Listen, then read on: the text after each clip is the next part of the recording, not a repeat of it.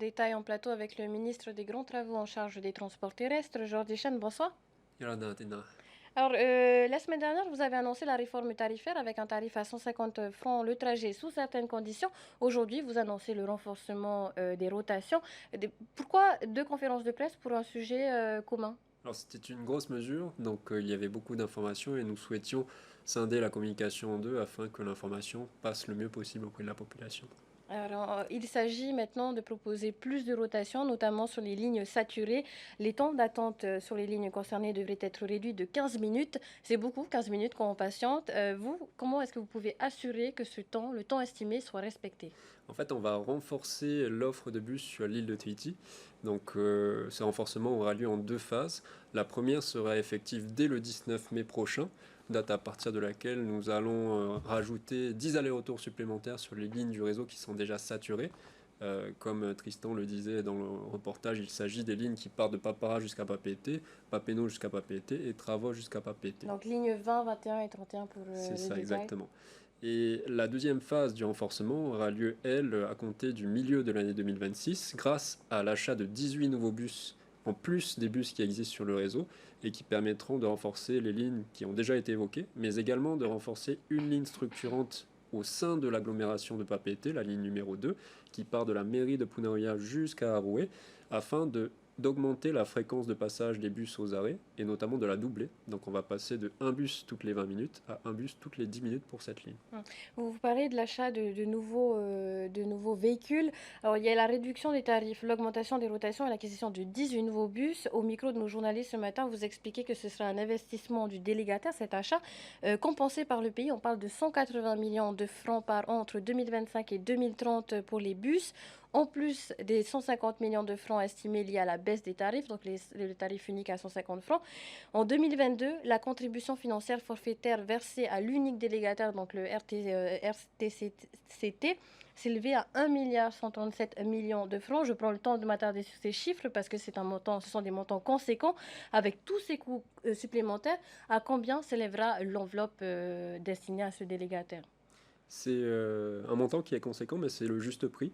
C'est un travail qui a été effectué du coup par mes services avec le délégataire pour estimer la compensation nécessaire pour justement compenser à la fois le manque à gagner lié à la réforme tarifaire et l'utilisation des 18 bus supplémentaires.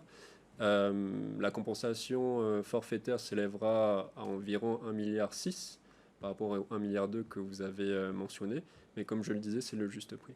1,6 milliard, on parle de fonds publics. Comment est-ce que vous vous assurez le contrôle de l'utilisation de ces fonds par le délégataire? Par plusieurs moyens en fait au sein de mes services. Il y a une unité qui contrôle justement l'action du délégataire par rapport aux dispositions qui sont incluses dans son contrat, dans le contrat qui le lie au pays. Donc on effectue des contrôles régulièrement pour vérifier que les clauses principales du contrat sont respectées. Et si ce n'est pas le cas, on demande au délégataire de rectifier le tir. C'est ce qu'on fait depuis le 15 mai 2023, depuis qu'on est arrivé. Nous avons mis en demeure le délégataire 6 fois sur plusieurs sujets différents, ce qui nous a permis notamment de remplacer les vieux bus qui étaient sur les lignes de FAA, ce qui nous a permis également d'afficher les horaires sur plus de 200 poteaux d'arrêt de bus sur lesquels il n'y avait pas d'horaire, et ce qui nous a permis également de remplacer le système de géolocalisation des bus et le système billettique qui était défaillant depuis 2021 et que nous allons remettre en service du coup le 26 mai prochain pour permettre justement la réforme tarifaire que nous avons déjà annoncée et également les affichages des temps d'attente avant l'arrivée du prochain bus en temps réel qui ont été annoncés ce soir. Et avant votre arrivée au pouvoir, comment est-ce que le délégataire était tenu à respecter ses obligations? Est-ce qu'il y avait un contrôle aussi fréquent? En tout cas, il n'y avait eu aucune mise en demeure qui avait été faite au délégataire avant notre arrivée.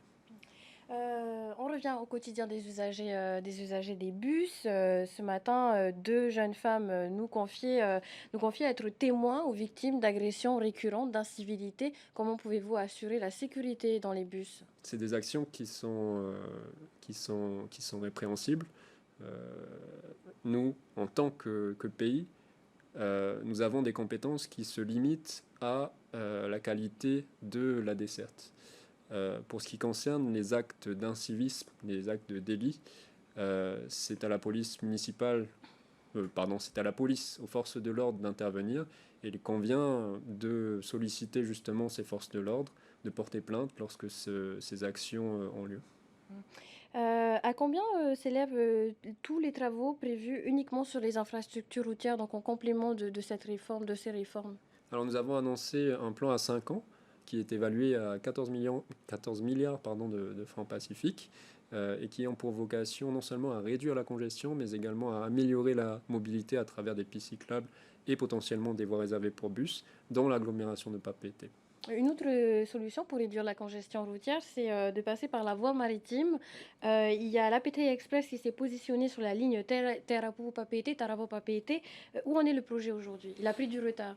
Le projet est sur les rails. Effectivement, il y a eu un certain délai pour pouvoir le mettre en place. Pourquoi? Parce que le quai de Faratea est un quai qui date de plus de 20 ans et dont les équipements ne sont pas du tout adaptés aux navires APT Express qui souhaitent effectuer cette desserte de Faratea. Donc nous avons dû remplacer les équipements de quai. Ce sont des travaux qui sont actuellement en cours et qui se termineront d'ici au milieu de l'année. Donc d'ici à la mi-2025, nous pourrons mettre en service cette ligne. Mi-2025 donc. Une dernière question, monsieur le ministre. L'actualité, ce n'est pas qu'à Tahiti, c'est aussi dans les îles, dans les Raromatei. Cette fois, le Tavana de Mopiti nous a interpellés récemment après les récentes intempéries sur une demande qui date, celle de l'extension de la piste, un effort qu'il demande au pays. Quelle est votre position aujourd'hui? Alors, comme nous l'avons déjà annoncé il y a 1 an et demi, en fait, au départ, la société Atreides comptait acquérir un aéronef qui s'appelle la TR-42 Stall, qui aurait permis une desserte en tout temps de l'île, ce qui est le véritable enjeu sur l'île, puisqu'aujourd'hui, lorsque la piste est mouillée, les aéronefs ne peuvent pas se poser, ou alors lorsque la piste est normale, les aéronefs se posent, mais avec une capacité qui est limitée. Uniquement les A42. C'est ça, les ATR-42. Il s'avère que les ATR-42 Stall que RTT comptait acquérir n'offrent pas la performance qui était prévue par le constructeur. Donc on a changé de stratégie, on a inscrit au collectif budgétaire dernier une ligne budgétaire pour lancer une étude afin d'évaluer la possibilité d'étendre la piste pour permettre à un ATR-42 de se poser, d'atterrir en tout temps sur la piste de Mopiti. Et donc l'étude est en cours à ce moment, à C'est ce ça. jour. Merci, monsieur le ministre, pour ces réponses et d'avoir accepté notre invitation ce soir. Maruru.